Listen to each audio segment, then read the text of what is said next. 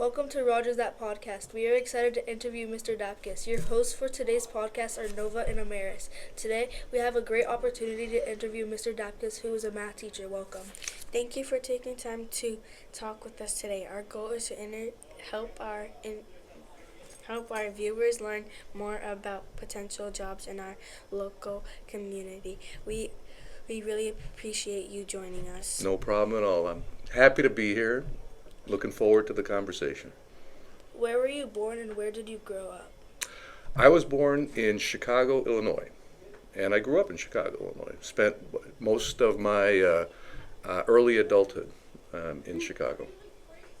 Okay. Where did you go to college and what did you study? I went to the University of Illinois, and I studied something called chemical engineering, which is a discipline in engineering, and it focuses on the chemical factory, chemical industrial type things. That's nice. What other jobs have you had before becoming a teacher? Well, my first job out of college, I worked in a laboratory, in a plastics laboratory.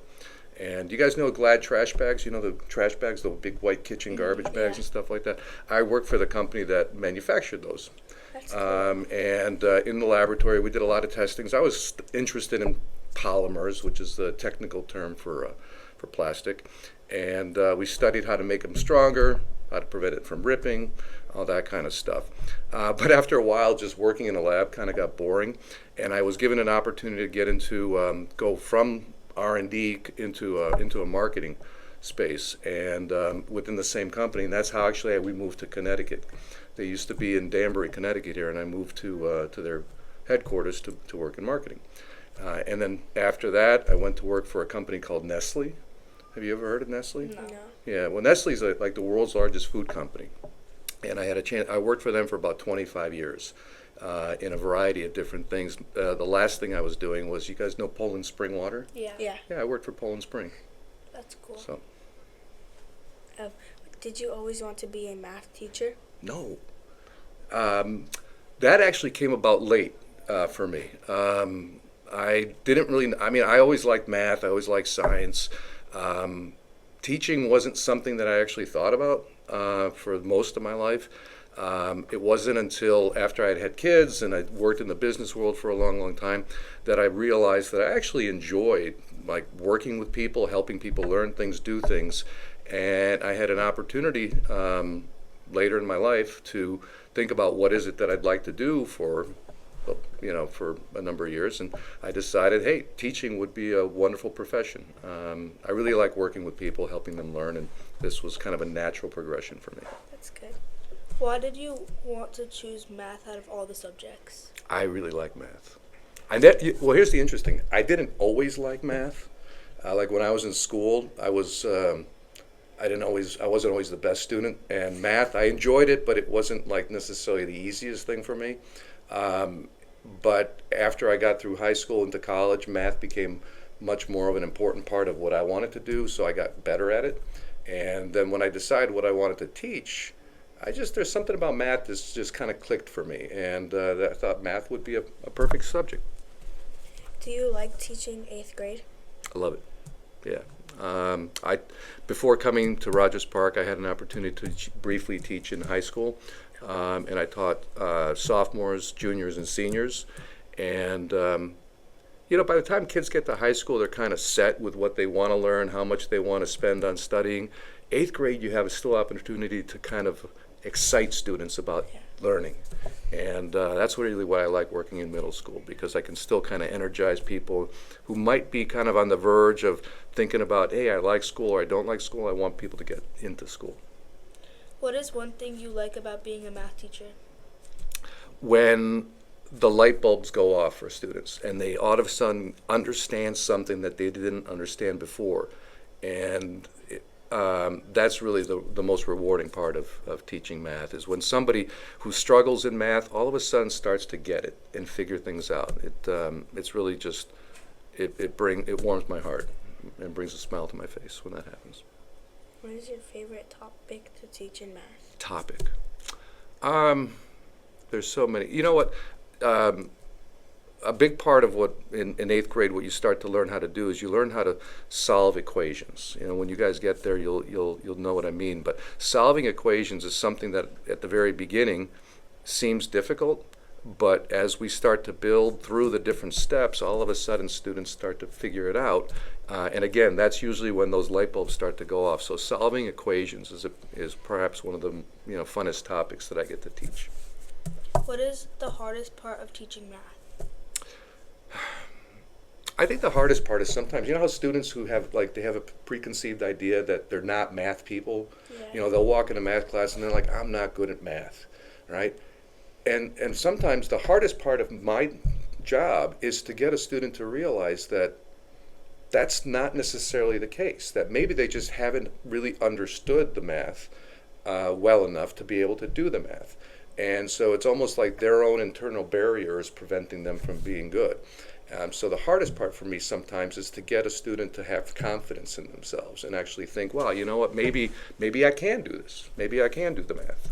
That's a challenge sometimes. How many years have you taught as a math teacher? This is my 4th year.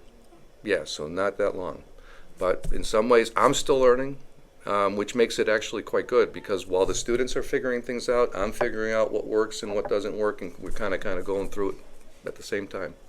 Why do you think math is an important subject for students to learn in school? Oh goodness, everything we do in life is kind of touches back to math. Most of the decisions that we make have usually there's some sort of financial component to it. What's the better deal? Is this cell phone plan better than that cell phone plan? Is this car better purchase for me than that purchase? So much of our lives revolve around how we use money, and making better decisions about money is really a math decision. So being able to structure the problems that you face in life in a mathematical way helps you make better decisions. Right, so I think a lot of times students will ask me, when am I ever going to use this in the real world?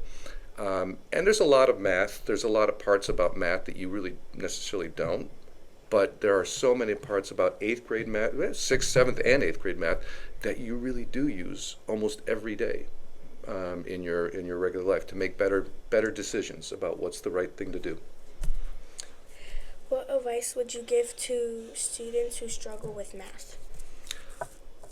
Keep trying. Just keep trying. Don't let the voice inside your head tell you that you're not a math person, because sometimes when you hear yourself say, I'm not a math person, I'm not a math person, I'm not a math person, you give up and you don't even try. The best advice I could give is just stick with it. It's like anything else in life. If you want to learn how to do something, whether it's a sport, whether it's going to the gym, it takes a lot of effort to get good at it, right? And sometimes it takes a lot of effort. And math is one of those things, you have to really stick with it and try. What hobbies or activities do you enjoy in your free time? Most recently, like the last 3 or 4 years, I have 3 kids. My 2 youngest are my sons. We each have motorcycles. And we really we spend a lot of time. It's nice having the summers off. So in the summer, I spend a lot of time on my motorcycle with them. And even when it's on a warmer spring or fall day, we'll go motorcycle riding. So that's an enjoyable thing. I like being out in especially this part of the country where the roads are windy and curvy. I like being out on my motorcycle and just kind of cruising through nature. What is your favorite place to visit in Danbury or any other place? In Danbury, I really like Terrywell Park. My sons and I, when they were younger, they were in Boy Scouts, and the troop they were in was a hiking troop, and we would do a lot of hikes here in the Connecticut area, New York, and then every year we'd go out to California and hike out there. So I spend time when I'm in Danbury at Terrywell and do a lot of the hiking trails up through there. I like the Ives Trail that kind of goes by the airport, Pine Mountain. We'll do that quite a bit. So that part of the area is quite nice. So I do enjoy hiking in that area. What is your favorite sports team? Unfortunately, it's the Chicago White Sox, and I say unfortunately because we haven't really been doing too well for quite some time. But as I mentioned, I grew up in Chicago. I grew up in the southern part of the city, and Chicago there's a north side and a south side. If you're on the north side, you love the Cubs. If you're on the south side, you like the White Sox. Those are the two baseball teams in Chicago. And I was a South Sider, and I grew up watching and really enjoying the Chicago White Sox. What is your favorite number? My favorite number is 3, I think. I like 3. I've got 3 kids. 3 pops up in my life quite a bit. I like 3. What is your favorite type of drink? Water. I drink a lot of water. I used to drink soda. I don't drink soda anymore. Having been part of the Poland Spring water business, water became a big part of my life. It's simple, healthy hydration. What is your favorite thing to snack on? My favorite thing to snack on. What do I snack on? I mean, I like my sweets. You know, I do like I like chocolate and all that kind of stuff. This isn't so much a snack. I mean, it is, but I do like various different types of cheeses. Occasionally, my wife and I will have different types of cheeses at home. Again, it's not like what you normally think of a snack, but it's kind of an indulgent snack, if you will. I like ice cream. I really like ice cream. But who doesn't, right? Yeah. Ice cream or Italian ice? Oh, well, there you go. Ice cream or Italian ice. I like gelato, which is not like Italian ice, but it's similar. But I like ice cream. I prefer ice cream over Italian ice. I like the creaminess of ice cream. Coffee or water? Coffee. No, well, coffee in the morning. Coffee definitely in the morning, kind of gets you going, and then water throughout the day. So it depends. If you ask me at 8 o'clock in the morning, it's definitely going to be coffee, and it's still early enough where I'm going to say coffee. But by noon or whatever, it's water. It's water all day long. Dunkin' or Starbucks? Dunkin'. Pizza or a burger? Burger. Soda or iced tea? Iced tea. Oh. School or home? Ooh. Home. Food or candy? Food. Pancakes or waffles? Waffles. What advice would you give to someone who wants to be a teacher? Somebody who wants to be a teacher. That's an interesting question. What advice? Well, first of all, I mean, being a teacher really is imparting some of your knowledge to another student, or helping them acquire knowledge, right? But what I found a big part of what I think helps me teach is engaging with and connecting with students. So having that ability to communicate, create excitement, create engagement is a big part of it. If that's something that is naturally within you, this kind, the ability to just talk with people, engage with people, teaching is a wonderful profession. So I think the best advice I could give would be to know yourself. Ask yourself kind of what are your strengths, what are your weaknesses? Do you like talking with people? Do you like engaging with people? And if you do, teaching is something that is definitely a career path worth pursuing. It's very rewarding. How can our listeners learn more about math? Take my class. You know what? There are a lot of resources available now. You guys are growing up in the time of AI, right? And whether you're using, ChatGPT is obviously very common. A lot of people use ChatGPT. There are so many AI tools that are now available that you can have conversations with AI, with the chatbot, and say, I'm struggling with math. Help me understand this part of math. Help me understand that. And it will provide you with resources and tools and kind of work with you to figure out where your gaps are. So a big part of understanding math is having, first of all, your own desire to want to learn it.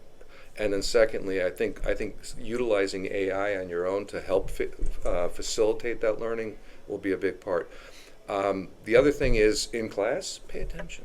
What I've noticed so often is that a lot of times students who struggle with math, they find it boring, right? They're not interested in it, and so they get distracted in class. And before you know it, they're looking someplace else, right? They're not paying attention, and they're not hearing the instruction.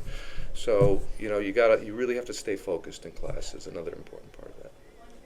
That concludes our discussion with Mr. Dapkus. We truly appreciate you spending time with us today to tell us a little bit about yourself and your job. Wonderful. This was a lot of fun.